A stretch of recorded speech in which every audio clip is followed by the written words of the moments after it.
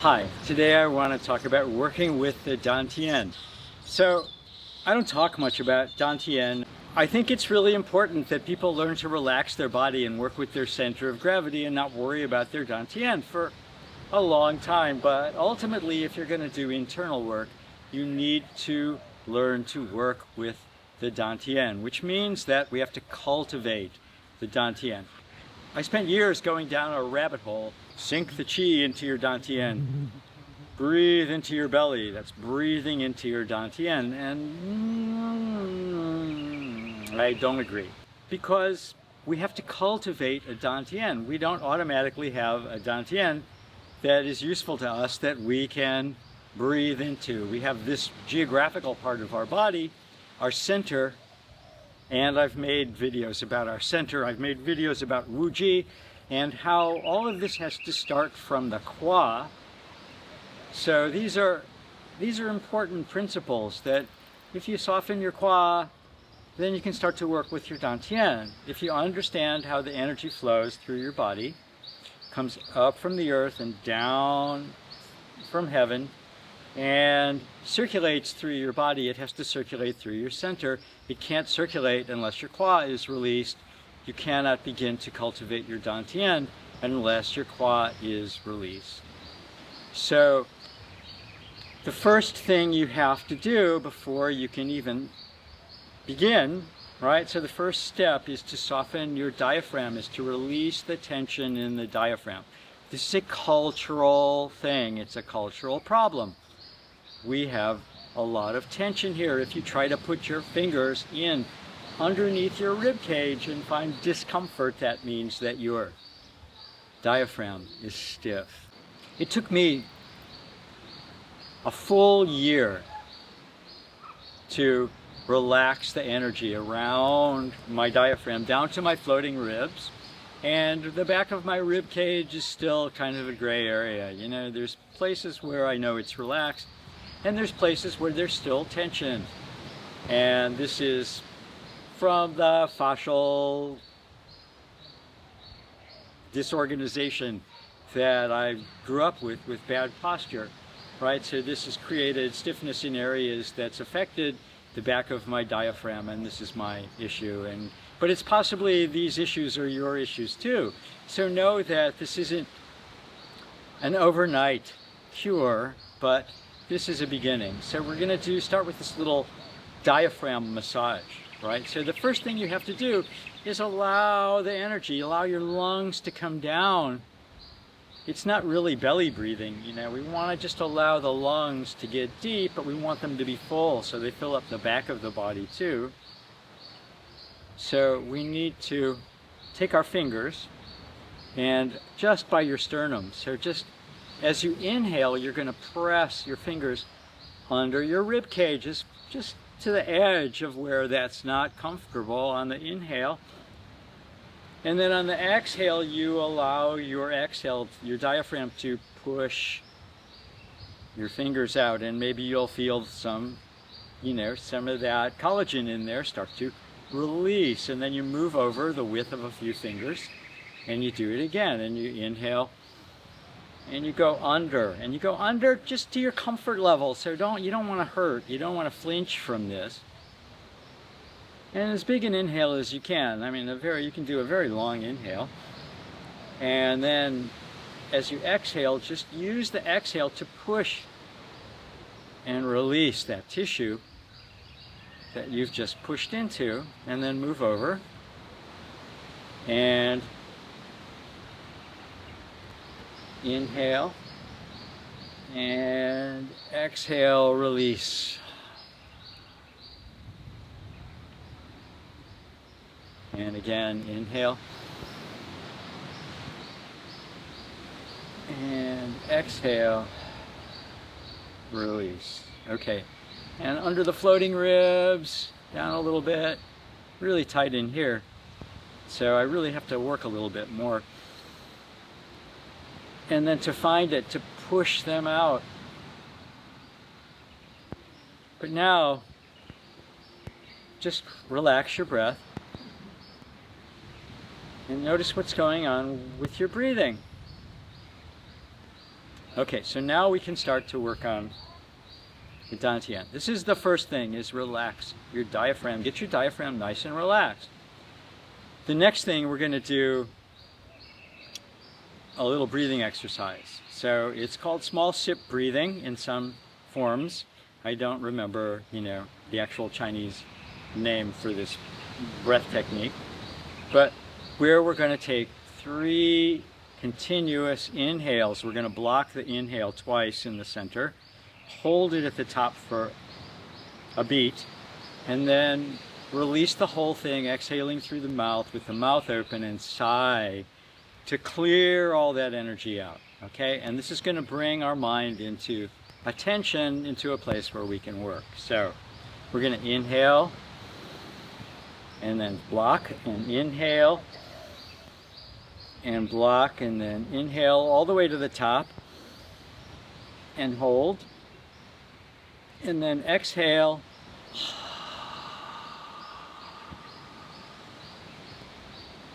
so vocalize that exhale. And now just take a breath, a normal breath, and relax, exhale. And now we're going to inhale, block,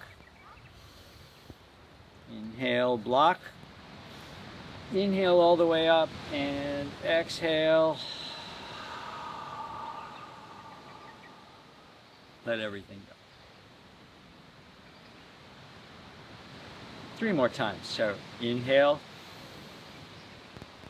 inhale, stop, inhale, exhale. Normal breath. Inhale, inhale, inhale, and exhale.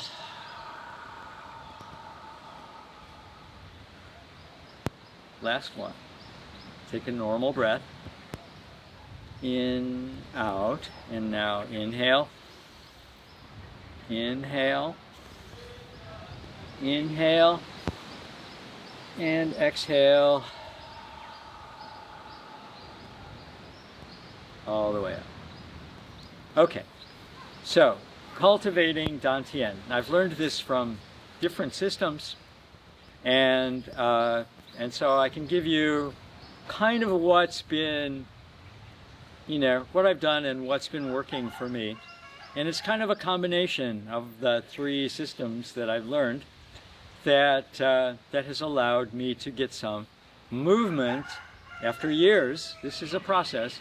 After years, there is actual movement in my center without it being imaginary. I can feel my center moving. And it's still intermittent. I still don't have this all the time. It's a process. And when we have a lot of tension around this area, it's a longer process. So part of it is the release, but also part of it is to not really work very hard at this, but to just kind of relax it. And you have to listen to your body. You can't tell your body what to do. The body needs to come into its own natural awareness and its own, natural wisdom. That's what we're about, is the wisdom of the body, the inherent wisdom of the body. So this can be done, these exercises, even that one, can be done standing or sitting. And it works either way. Standing meditation, though, if you're going to do internal Qigong, it's pretty necessary to do some standing meditation and spend some time in Wu Ji every day. So it's just, that's what it is. And a lot of people don't want to do this. And I can understand. But to get the benefits of the relaxation, it's not really necessary to do this. To cultivate internal energy, to cultivate this all of this wisdom in the body, really, and to connect to the energy of the universe, well, that's a bit of work, and it takes meditation.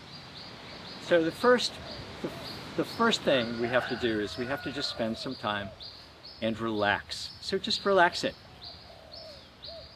just spend some time relaxing your inhale and exhale. So in Wu Ji, soften your qua, bend your knees a little bit, not even bend them, just soften your knees a little bit. Let your chest sink down. And now relax your breath. Let your shoulders just relax to the side. Let your arms hang and not cling to your body. So just feel the breath. And notice where the breath is hanging up. So for this part, you can close your eyes and just breathe softly. And maybe you feel the breath hanging up under your rib cage in the back, which is where I always still feel it hanging up. Or maybe you feel little bits and pieces of difference from side to side in the qua or under the rib cage, places where you're holding tension. So we want to allow this breath to become as soft as we can. And then we are going to try to not mess with the breath. So don't try to control the breath, but just right as the inhale starts, bring your mind to your low back and feel the inhale in your back body. Feel it down by your pelvis. And then at the top of that inhale, but don't, you may have to control this in the beginning, but then try to let go of the control so that it just happens. And then on the exhale, right before the exhale, you move your mind to just below your navel. So we know that our center is just 2 fingers width below our navel and in the center of our body. So don't worry about the center right now. Just worry about your low back. Lengthening on the inhale. And just before the exhale, move your mind. We're not controlling anything. This is going to relax your body. And subtly, very subtly, you'll feel your tailbone swinging like a pendulum. As you inhale, your tailbone, which has a natural curve, right? It sticks out a little bit. And on the inhale, so it starts to pull down as the whole spine lengthens. Now you have to lengthen the back of your neck and make sure that your chin is level. And on the exhale, it comes back to neutral. And on the inhale, the tailbone pulls towards your heels. And on the exhale, back to neutral. Don't pull it towards your heels. Don't tilt your pelvis. Just allow this stretching to happen in your sacrum. Stretching the sacrum is such an important deal. So just follow the breath with your mind going from your low back and then into your pelvis, into the front of your pelvis, into your belly. I'm sorry, I'm very bad at words today. From your low back to your abdomen in front.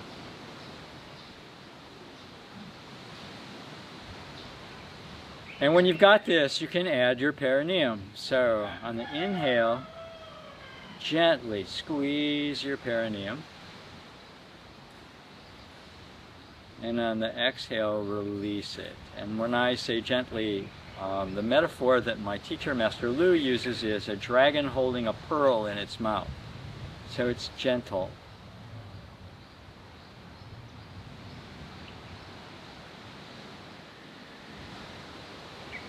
And relax it. Inhale. Exhale.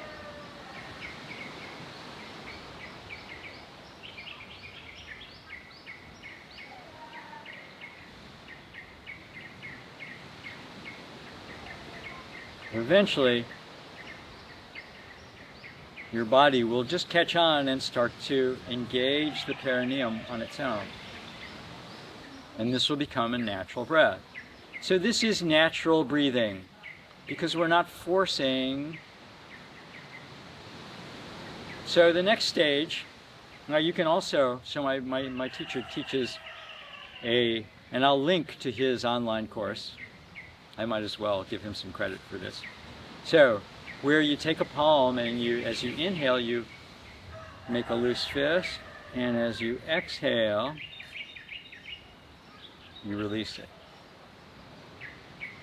And you do this 20 or 30 times with each palm, squeezing. 20 times, 30 times with this palm.